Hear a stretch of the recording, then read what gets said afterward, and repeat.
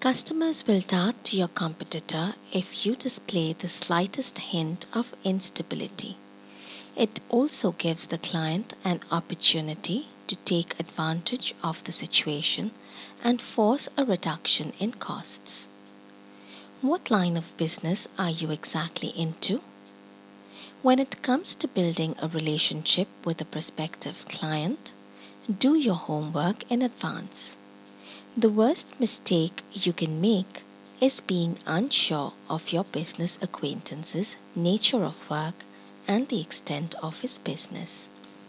Beginning the conversation on a positive, well informed note leaves a much better impression.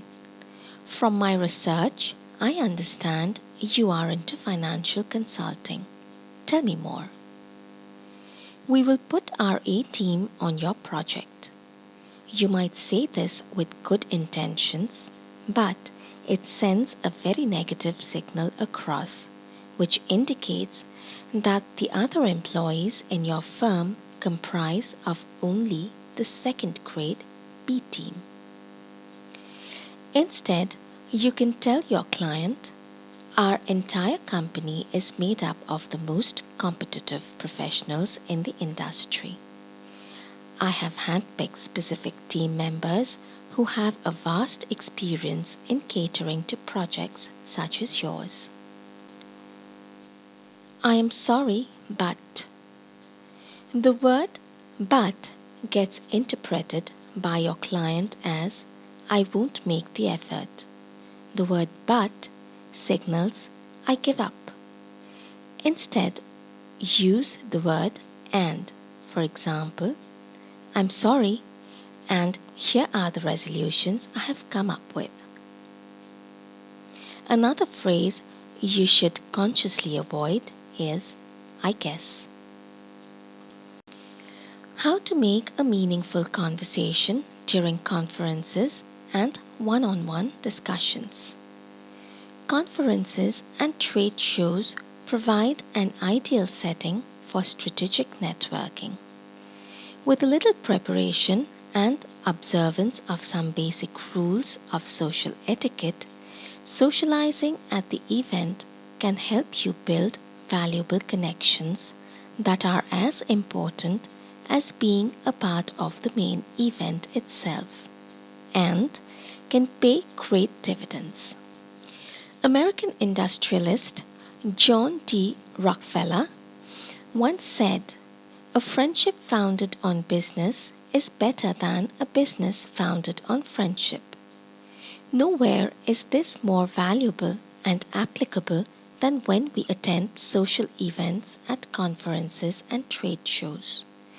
An army of delegates descend on these events, often with a predatory attitude. Collect as many business cards as possible and flit from one person to the next like butterflies in a garden without establishing any meaningful connection or referrals. Consider what would happen if you use a reverse strategy. Seek to develop genuine rapport with a few fellow delegates as a foundation for a mutually beneficial relationship long after the event has ended. When we adopt this mindset, a lot of anxiety associated with socializing at these events tends to decrease. We tend to be more relaxed and, therefore, friendlier and more approachable. Here are some practical tips to help you derive maximum benefits from conferences and trade shows. Make use of conference networking tools. If you have an opportunity, consider using pre-conference applications that facilitate networking at the conference. Programs such as intro networks and social networking sites enable participants to make meaningful connections with other attendees, both in preparation for the conference and to stay connected after the event. Arrive early. It is easier to connect with organizers and other participants when you arrive at the venue earlier than the scheduled time. People are energetic and thus eager to connect. Tweet with authenticity. If you are using a hashtag to tweet about your experience at a conference, don't just tweet about a speaker you are trying to connect with. If there are other speakers at the event that are worthy of being tweeted about, include them. An exercise at flattery becomes very obvious when only one individual is singled out among a group of good speakers. Make people open up to a friendly but resourceful banter. When you socialize with someone during a conference, ask them questions that delve into their interest on the topic that were discussed at the conference. Ask for their opinions and carefully listen to what they have to say without interrupting. Discussions at these events usually take place with high ambient noise in the background. This means that it's not uncommon for someone in the group to be interrupted before finishing a story or making a point. A simple phrase like, "I believe you were about to mention your point of interest," makes the person feel that there is a genuineness beyond the superficial interaction that is usual at such conferences. Practice the spirit of generosity in all interactions. Rather than being focused on what you can get from meeting someone, focus on what you can contribute. Share ideas, offer to send a useful article or a pertinent link on the subject of the conference. There is something engaging about a person who is a philanthropist of knowledge. Go out of your way to introduce someone you met at the conference to someone else who is also attending if you feel that both parties would benefit from the introduction.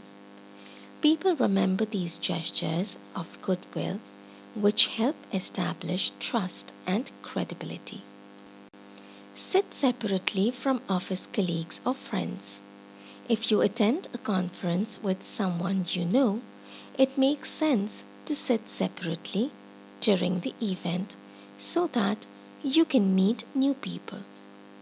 While it is comforting to stay close to those you know, you'll be robbing yourself of the opportunity to expand your network. Handle after hours socializing with aplomb.